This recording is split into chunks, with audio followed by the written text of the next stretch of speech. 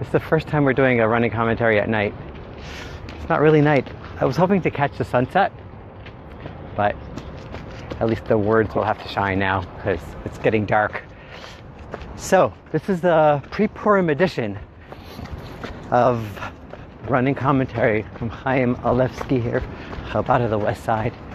And it's a very powerful thought that gives an approach to an outlook on life and an outlook on our connection with God and with the world and everything in between. And this is what the Rebbe proposes. The Talmud asks the question, why did the Jews deserve, God forbid, to be annihilated during the story of Purim? What did they do wrong? And the Talmud answers, simply speaking, because they enjoyed nehenu, they enjoyed from the feast of that wicked man, of Achashverosh. In the story of Purim, which I'm sure our viewers know, the king Achashverosh made a feast and invited everyone, including the Jews. And it says that the Jewish people attended the feast. And the Talmud says, why did they deserve annihilation, God forbid? The plot, although of course it didn't happen. But what did they do to earn it? It was that they enjoyed themselves at the feast. That's the Talmud's answer. The Midrash goes on and clarifies one part and says that the reason for what they did wrong was that they ate non-kosher food, and that's what caused them to earn this harsh decree. So here the Rebbe challenges this idea fascinatingly and says, in Jewish tradition we're supposed to keep kosher, but the consequence doesn't fit the crime. If someone doesn't eat kosher, then it's detrimental to themselves, to their soul, but it doesn't earn them the capital punishment. It doesn't earn them death, and especially not children.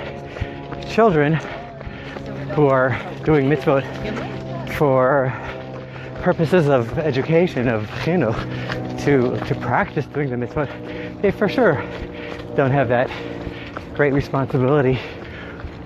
And if they eat non-kosher food, then for sure they shouldn't be punished so harshly. So the Rebbe challenges that and brings a whole new take and approach on what happened and why it happened. And the Rebbe says that look at the world right now and the history of the world ever since the Jewish people came upon the world. We say it in the Haggadah, Chol dor v'dor omdim aleinu l'chalotenu. In every generation they stand up against us to destroy us. So it's not a secret that the Jewish people have been persecuted throughout the generations, and the nations of the world try to get rid of us constantly.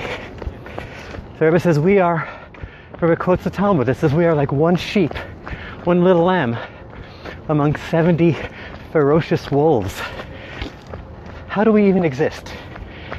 And it's the great shepherd, God Almighty, who supernaturally keeps us alive. And most historians agree with that without needing to reach faith. It's a fact that we're like a sheep among 70 wolves, and we need supernatural powers to really exist in this world.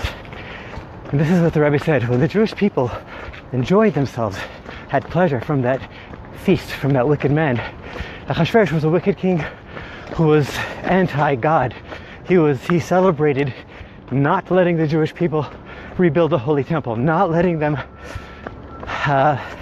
and he demonstrated his chutzpah by using the vessels of the Holy Temple in his feast, totally desecrating them. So he was the epitome of a wicked person.